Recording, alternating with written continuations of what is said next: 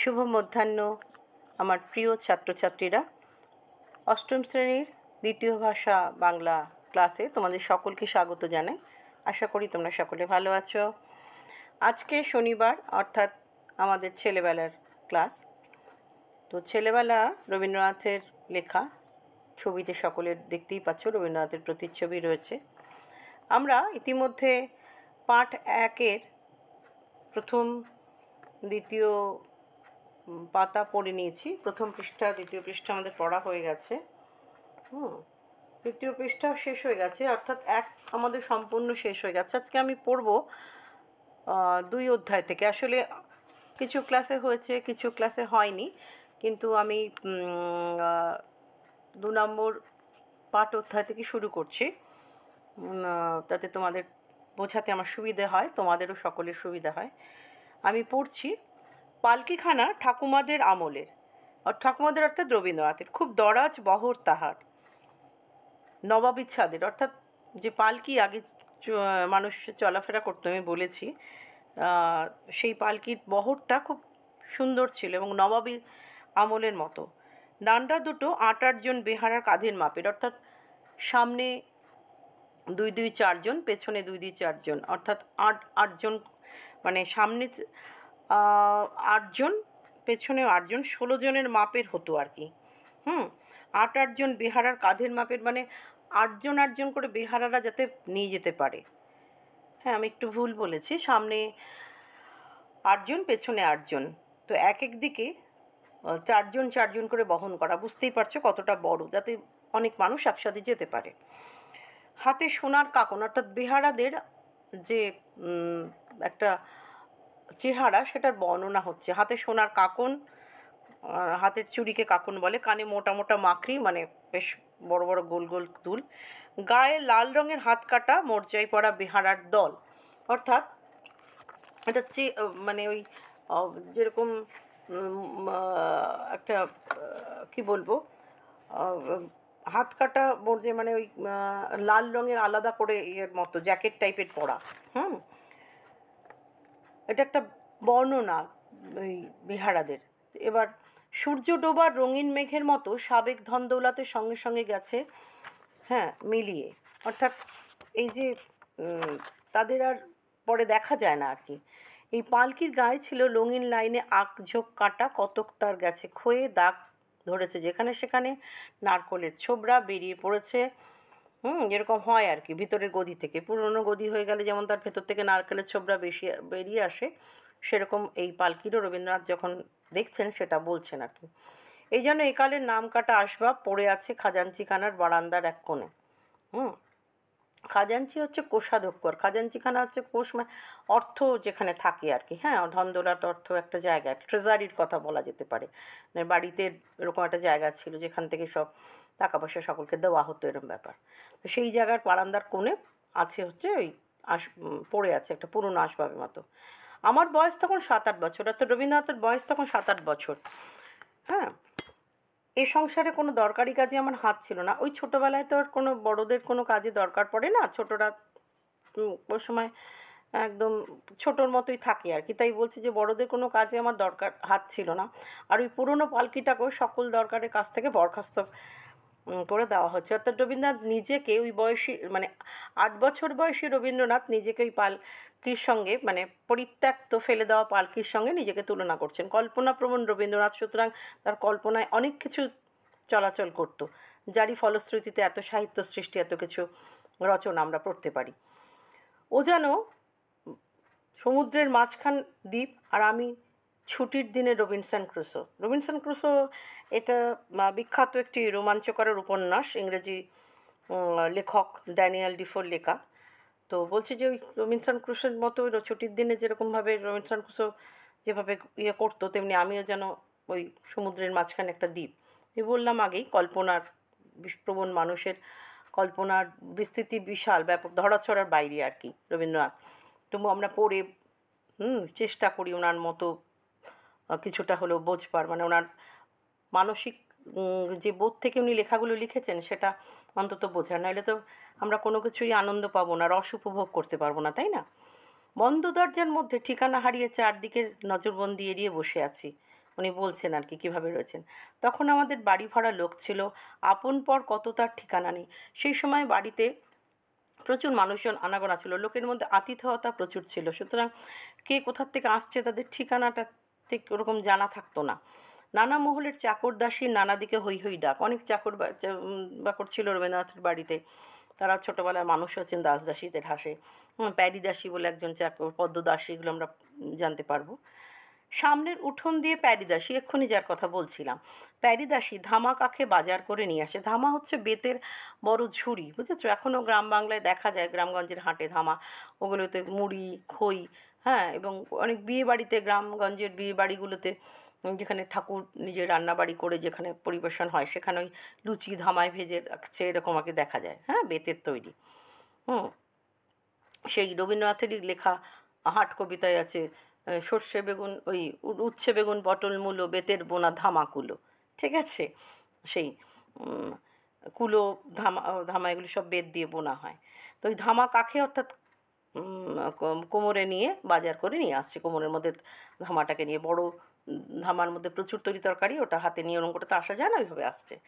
দুখান বেহারা বাঁক কাঁধে গঙ্গার জল আনছে, অর্থাৎ ওই কাঁধে বাঁক নিয়ে গঙ্গার জল তারা আনছে, অর্থাৎ ওই বাঁক কাকে করে নিয়ে আসছে জল। তখন জল ওরকম করে লোকের বাড়িতে পৌঁছানো হতো। বাড়ির ভেতর চলছে তাঁতিনি নতুন ফ্যাশন পেরে শাড়ি সওদা করতে। তখন বাড়িতে তাঁতালা আসতো, তাঁতিনি বলছে, অর্থাৎ মহিলা তাঁতি, সওদা করতে, শাড়ি বিক্রি করতো নতুন ফ্যাশনের। মাইনে করা যে দিনু শ্যাকরা গলির পাশের ঘরে বসে হাঁপড় পোষপোষ করে। শ্যাকরা হচ্ছে সোনার তৈরি গয়নাগাটি তৈরি করে, অর্থাৎ রবীন্দ্রনাথের বাড়িতে নির্দিষ্ট শ্যাকরা আসতো, যে ওই রবীন্দ্রনাথের বাড়ির মহিলাদের গয়নাগাটি ইত্যাদি তৈরি করা বা যে কোনো প্রয়োজনে আর কি আসতো, তাই তার নাম দিনু। ফুসফুস করে বাড়ির ফরমাস খাটতো, সে আসছে খাজাঞ্চি খানায় কানে পালকে কলম গোজা কৈলাস মুখুজ্জের কাছে পাওনার দাবি জানাতো। ওই যে এক্ষুনি বললাম যে খাজাঞ্চিখানা হচ্ছে কোষাগার, যেখানে অর্থ থাকে, সেখানে এসে ওই তার টাকা পয়সা যেটা পাওনা আছে সেটা বুঝতে আসছি। উঠোনে বসে টং টং আওয়াজে পুরনো লেপের তুলো ধুনছে ধুনুরি। ধুনুরি হচ্ছে যে লেপ, তোষক, পালিশ ইত্যাদি বানায়, ওই তুলোগুলোকে ধুনাই করা বলে, সেগুলো করছে আর কি, সেটা ওই আওয়াজ হচ্ছে টং টং করে। এটা শীতকালে পাওয়া যায়, ধুনুরিরা যায় রাস্তা দিয়ে টং টং আওয়াজ করতে করতে। বাইরে কানা পালোয়ানের সঙ্গে মুকুন্দলাল দারোয়ান লুটোপুটি করতে করতে কুস্তির পায়াস করছে। একটা কানা পালোয়ান বলে একজন রয়েছে, আর মুকুন্দলাল বলে এক দারোয়ান, দুজনে মিলে কুস্তির পায়াস করছে। সব মিলে রবীন্দ্রনাথ এই লেখার মাধ্যমে একটা বাড়ির পরিবেশ, একটা সুন্দর চিত্রপট যেন চোখের সামনে আমরা দেখতে পাচ্ছি যে কি ঘটছে, একটা অদ্ভুত চিত্রকল্প তৈরি হয়েছে। চটাচট শব্দে দুই পায়ে লাগাচ্ছে চাপড়, যেরকমভাবে কুস্তি হয় আর কি। ডন ফেলছে 20-25 বার ঘন ঘন। ভিখিরির দল বসে আছে বরান্ত ভিক্ষার আশা করে। তাহলে এটা আমরা জানতে পারছি যে ভিখিরির দল মানে নির্দিষ্ট সময় ওই বাড়িতে ভিক্ষে চাইতে আসতো আর কি। বেলা বেড়ে যায়, রোদ্দুর ওঠে করা হয়ে, দেউড়িতে ঘণ্টা বেজে ওঠে। দেউড়ি মানে মেইন দরজা, ফটককে বলা হয়, মেইন দরজাকে বলে, সেখানে ঘণ্টা বেজে উঠছে। পালকির ভিতরকার দিনটার ঘণ্টার হিসাব মানে না, সেখানকার 12টা সেই সাবেককালের, যখন রাজবাড়ির সিংহদ্বারে সভাভঙ্গের ডঙ্কা বাজত।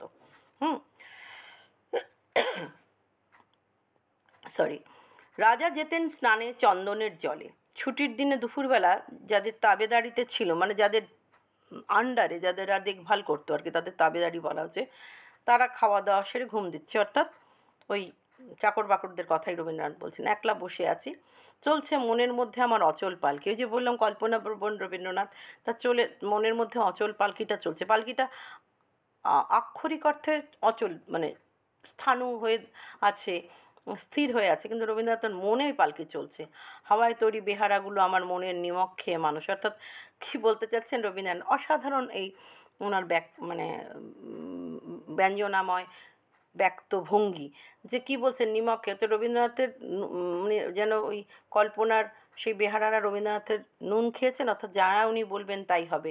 এটা সবই কল্পনা প্রসূত রবীন্দ্রনাথের এক কাল্পনিক, মানে কথোপকথনের, মনের ভেতরে কথোপকথনের প্রকাশ উনি এইভাবে করেছেন।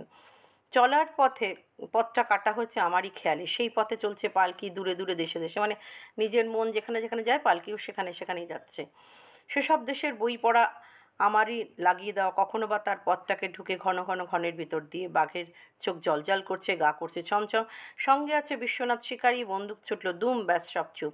তারপরে একসময় পালকির চেহারা বদলে হয়ে ওঠে ময়ূরপঙ্খী, ভেসে চলে সমুদ্রে, ডাঙা যায় না দেখা, দাঁড় পড়তে থাকে ছপছপ ছপছপ, ঢেউ উঠতে থাকে দুলে দুলে ফুলে ফুলে। মাল্লারা বলে ওঠে, সামাল সামাল ঝড় উঠল। হালের কাছে আব্দুল মাছি, ছুচলো তার দাড়ি। আব্দুল মাছি রবীন্দ্রনাথকে নিত্য নতুন গল্প শোনাতে আসতেন। তার যে বর্ণনা সেটা দিচ্ছেন যে ছুচলো তার দাড়ি, গোপ তার কামানো, মাথা তার নাড়া। তাকে চিনি, সে দাদাকে এনে দিত পদ্মা থেকে ইলিশ মাছ আর কচ্ছপে নিয়ে। অর্থাৎ পদ্মা নদী, আমাদের এখানে যা গঙ্গা, বাংলাদেশে তা পদ্মা নামে পরিচিত, সেখান থেকে ইলিশ মাছ নিয়ে আসতো আর কচ্ছপের ডিম।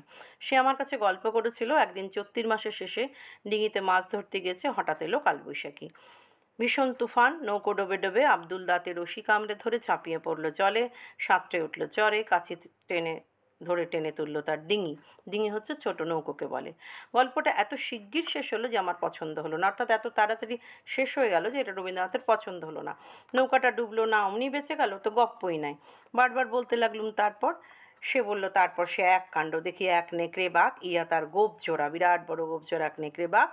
ঝড়ের সময় সে উঠেছিল গঞ্জের ঘাটের পাকুর গাছে, দমকা হাওয়া যেমনি লাগলো গাছ পড়লো ভেঙে পদ্মায়, বাঘ ভায়া ভেসে যায় জলের তোড়ে, খাবি খেতে খেতে উঠে আসলো চরে। তাকে দেখি আমার রশিতে লাগালুম ফাঁস, অর্থাৎ দড়িতে লাগালাম ফাঁস। জানোয়ারটা এত বড় চোখ পাকিয়ে দাঁড়ালো আমার সামনে, সাঁতার কেটে তার জমে উঠেছে খিদে। আমাকে দেখে তার লাল টকটকে জিভ দিয়ে নাল ঝরতে লাগলো। বাইরে ভিতরে অনেক মানুষের সঙ্গে তার চেনাশোনা হয়ে গেছে, কিন্তু আব্দুলকে সে তো চেনে না। আমি ডাক দিলাম, আও বাচ্চা। সে তার সামনে দুপা উঠে দাঁড়াতেই দিলুম তার গলায় ফাঁস আটকিয়ে, ছাড়াবার জন্য যতই ছটফট করে ততই ফাঁসে এটে গিয়ে তার জিভ বেরিয়ে পড়ে। এ পর্যন্ত শুনে আমি ব্যস্ত হয়ে বললুম, আব্দুল সে মরে গেল নাকি? আব্দুল বললে, মরবে তার বাপের সাধ্যি কি? নদীতে বান এসেছে, বাহাদুরগঞ্জে ফিরতে হবে তো। ডিঙির সঙ্গে জুড়ে বাঘের বাচ্চাকে দিয়ে গুণ টানিয়ে নিলাম অন্তত 20 কোষ রাস্তা। গল্পের মানে কতটা কীরকম হয় দেখো আর কি, বানাতে বানাতে বলছে। গোগো করতে থাকে, পেটে দিই দাঁড়ের খোঁচা, 10-15 ঘন্টার পর 1.5 ঘন্টা পৌঁছে দিলে পথ আর কি, হ্যাঁ, যেন এত তাড়াতাড়ি পৌঁছে দেয়। তারপরের কথা জিজ্ঞেস করো না বাবা, জবাব মিলবে না। আচ্ছা বললাম, আচ্ছা বেশ, বাঘ তো হলো, এবার কুমির? মানে বাঘের গল্প শোনার পরে বলছে এবার কুমির। আব্দুল বলল, জলের উপর তার নাকের ডগা দেখেছি অনেকবার। নদীর ঢালুর ডাঙায় লম্বায় শুয়ে আছে সে, রতুপায় মনে হয় ভারী বিচ্ছিরি হাসি হাসছে।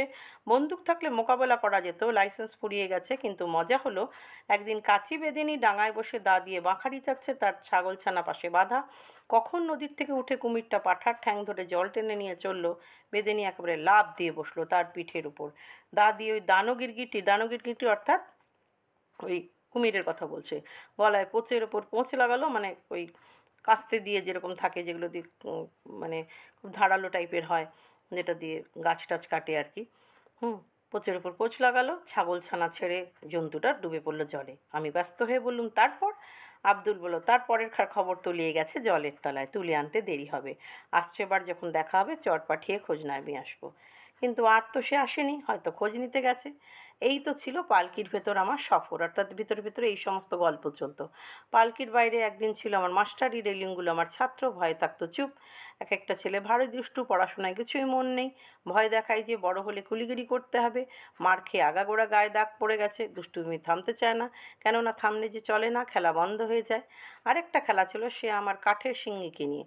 পূজায় বলিদানের গল্প শুনে ঠিক করেছিলাম শিঙ্গিকে বলি দিলে খুব একটা কাণ্ড হবে। তার পিঠে কাঠি দিয়ে অনেক কোপ মেরেছি, মন্তর বানাতে হয়েছিল, নইলে পুজো হয় না। শিঙ্গি মামা কাটুম, আন্দিবসের বাটুম, উলকুট ঢুলকুট ঢ্যামকুর কুরকুর, আখরোট বাখরোট, খটখট খটাস, পটপট পটাশ। এর মধ্যে প্রায় সব কথাই ধার করা, কেবল আখরোট কথাটা আমার নিজের। আখরোট খেতে ভালোবাসতুম, খটাস শব্দ থেকে বোঝা যাবে আমার খাঁড়াটা ছিল কাঠের, আর পটাশ শব্দে জানিয়ে দিচ্ছে সেই খাঁড়া মজবুত ছিল না। তাহলে আমরা 2 নম্বর অধ্যায়টা পুরো শেষ করলাম। তো আগামীতে আমরা পরবর্তী 3-4 পড়ব। যেটা পড়লাম খুব ভালো করে তোমরা ভিডিওটা শুনবে, এবং সত্যি এটা মজার। রবীন্দ্রনাথের ছেলেবেলার একটি গল্পের, ছেলেবেলার পুরো সামগ্রিক কলকাতার এবং তার পরিবার সব কিছুর ঘটনা সুন্দর করে পড়লে জানা যায়, অত্যন্ত মজার এবং ভালোও লাগার। সুতরাং সকলেই অবশ্যই ভালো করে পড়বে। ধন্যবাদ ছাত্রছাত্রীরা, তোমরা সকলে ভালো থাকবে।